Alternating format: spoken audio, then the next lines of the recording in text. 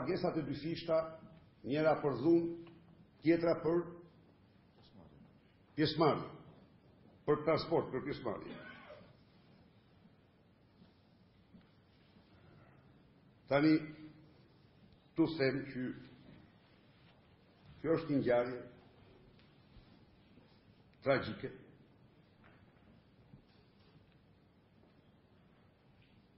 Një ngjarje shumë e turpshme. Edhe këtë ja u them, se imagjinoni ju cila ka qenë nata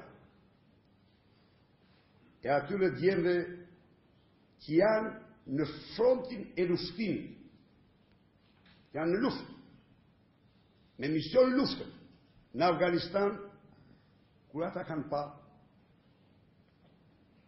se çfarë bëhet bi antar, bi efektivat uniformës në vendin e tyre. Si janë ndjerë ata me kolegët e tyre të armëve që ndajnë jetën me ta. Si janë ndjerë të rritë shqiptarë që kanë pa flakët për të djegur tasmin e tyre.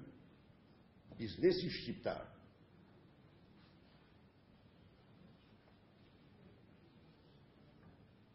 në këto kushte të një puçi që nuk është ndërprerë, do t'ja them ju këtu, por që absolutisht në çdo stad do ketë fatin e stadit 21, e stadit A,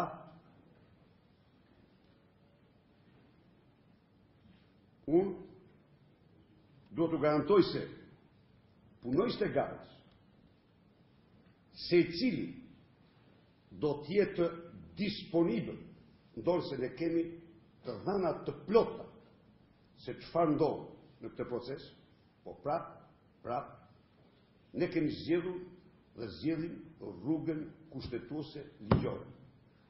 Nuk kemi ne rrugë tjetër. Ne jemi shtet ligjor, se cili nga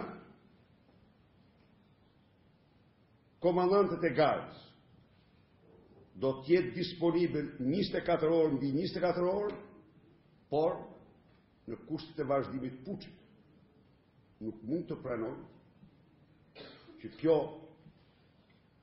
të bëhet në shërbim të tij. Të arrestimit, kam thënë. Kurse ndjekja e tyre e lirë pa asnjë kufizim. Vendosja të gjitha masave mbi bazën e një hetimi të ndershëm dhe serioz ndaj tyre pa asnjë diskutim. Edhe një herë them, pavarësisht nga gjithë kjo situatë që shihni, qeveria ka zgjedhur rrugën kushtetuese, rrugën legjitime, shtetin ligjor dhe asnjë rrugë tjetër. Jo. Jemi antar i NATO-s. E kam theksuar theksoj. Këtë vend s'mund ta kushtoj kush kurrë nga jashtë. E kam theksuar theksoj, instruksionet e tij s'mund t'i marrë kush kurrë nga brenda. U pa se sa ishin të revoltuar shqiptarët në botë e parë, se si qytetarët e Tiranës përcollën me indiferencën absolute ata që donin t'i vinë zjarë qytetit tyre.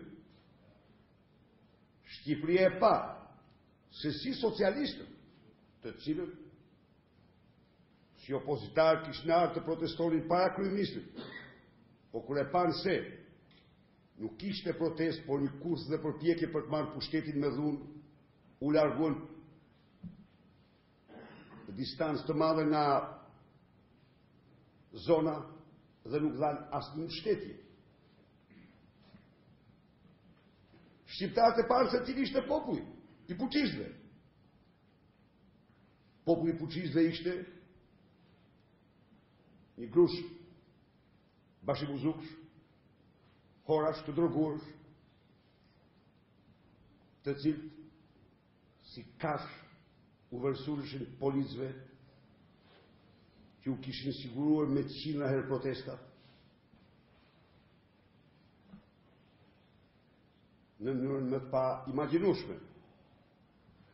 Pra, nuk ka këtu asgjë për mos zbatimin e ligjit. Nuk do të bëjmë komente. Se ka përcaktime ligjore se kur zbatohet dhe kur zbatohet dhe kur nuk zbatohet mandati. Ka përcaktime të qarta ligjore. Por unë jam politikan. Unë u deklaroj ju se nuk mund të pranoj vazhdimin e fuqit. Jo. Nuk mund ta pranoj. Kam përgjegjësi absolute para këtij vendi që të mos e lë të kalojë.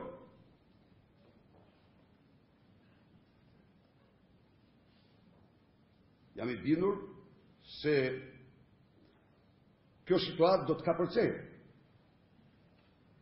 Do të kapërcejë. Për momentin shoh sërish, kam të dhëna, se fuqishtet kanë vetëm një vullnet, të vazhdojnë fuqin. Kjo është mbi bazën e dhënave shumë të qarta, shumë të sakta. Por nga ana tjetër u garantoj, duke qenë ju gjithë ditën në detyrat që keni, ekzistojnë të gjitha potencialet tjera, ju të përmbushni detyrat tuaja të përditshme dhe fuqit i shtypet koka aty kudo që të lidh, pa asnjë nevojë për ndërhyrje më të shumta se sa ato të linjës parë që mbrojtën kryeministrinë në 21 dhe që do mbrojnë çdo institucion në çdo kohë.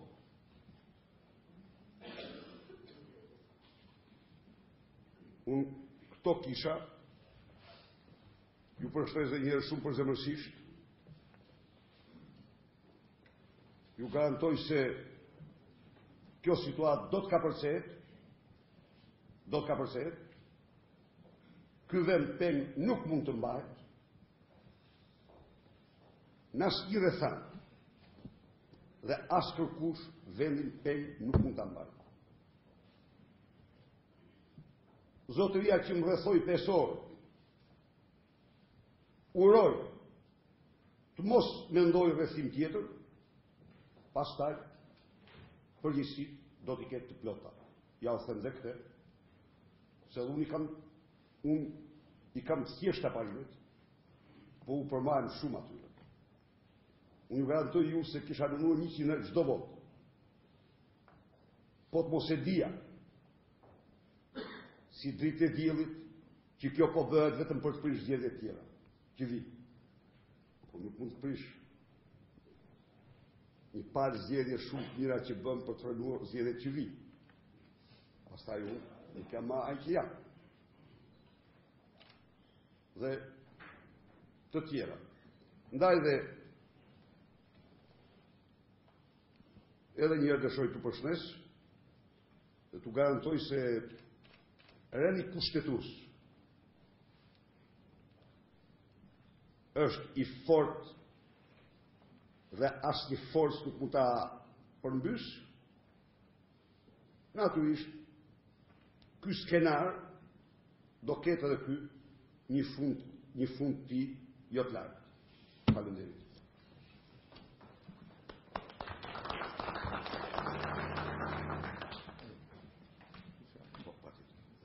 Shumë faleminderit zotit kryeministër, ishit sot këtu tek ne, ka sqaruar disa situata që janë të njohura, edhe unë do të siguroj për një gjë që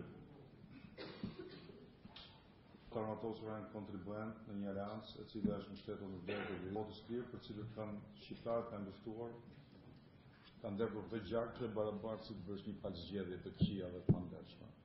Dhe është kryejmë gjithmonë misionin tonë. Do të kryejmë misionin tonë kushtetues. Kam për qartë edhe kolegëve të vendeve anëtare që ushtria nuk del jashtë gazemave, por ushtria do t'i mbrojë gazemave. Ushtria nuk del jashtë Ministrisë Mbrojtjes, po njeri gjallë nuk në Ministrisë Mbrojtjes.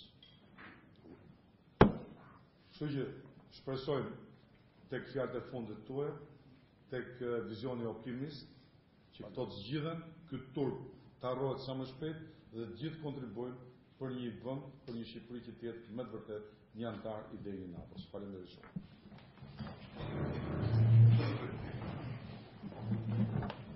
Miropafshim.